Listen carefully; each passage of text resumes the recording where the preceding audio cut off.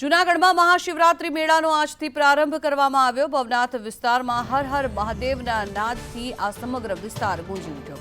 ભવનાથ મંદિરમાં ધ્વજા ચડાવીને મેળાનો શુભારંભ કરવામાં આવ્યો। સાધુ સંતની હાજરીમાં મંદિર પર ધ્વજા ચડાવવામાં આવી। ધ્વજા ચડાવ્યા બાદ ધૂણાઓ પ્રગટાવવામાં આવ્યા, ત્યારે ભવનાથમાં અન્ય ક્ષેત્રો પણ ખુલ્લા મૂકવામાં આવ્યા છે।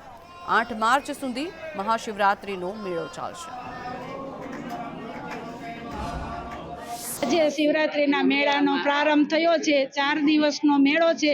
આજે ધ્વજા ચડાવી છે। સૌ ભક્તો મેળામાં આવી અને ધન્ય બનજો એવી આશા છે।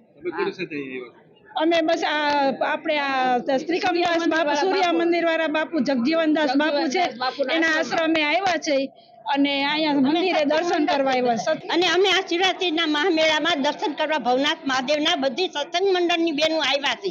અમે સૂર્ય મંદિરથી આવ્યા છે। 4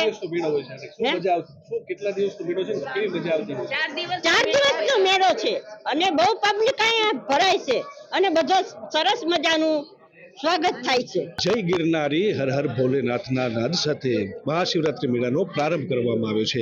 ભવનાથ મંદિરમાં જે શિવરાત્રીનો પરંપરાગત મેળો યોજાય છે તેને ખુલ્લો મૂકવામાં આવ્યો છે। સાધુ સંતો અને અધિકારીઓ દ્વારા જે છે ધજા ચડાવ્યા બાદ અને પૂજા કર્યા બાદ છે તે મેળો ખુલ્લો મૂકવામાં આવ્યો હતો। તમામ અન્ય ક્ષેત્રો છે તેને હવે ધૂળો ધખાવી અને અન્ય ક્ષેત્રો ધૂમધમતા થશે। ખાસ કરીને જે રીતે સાધુ સંતો દૂર દૂરથી આવતા હોય છે, ધૂણી ધખાવતા હોય છે, તે ધૂણી પણ ધખાવવાની શરૂઆત થઈ ચૂકી છે। લોકો પણ અત્યારના જે છે તે શરૂઆતની સાથે દર્શન કરવા પહેલા પ્રથમ દિવસે જ ઉમટી પડ્યા છે। ખાસ કરીને જે રીતે વાત કરવામાં આવે તો લોકો 4 દિવસની યાત્રા દરમિયાન હજારો લોકો છે તે લાખોની સંખ્યામાં અહીં ઉમટી પડતા હોય છે।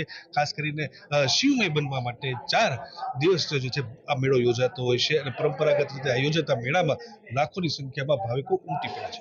કેતરુજા સંદેશ ન્યૂઝ જૂનાગઢ।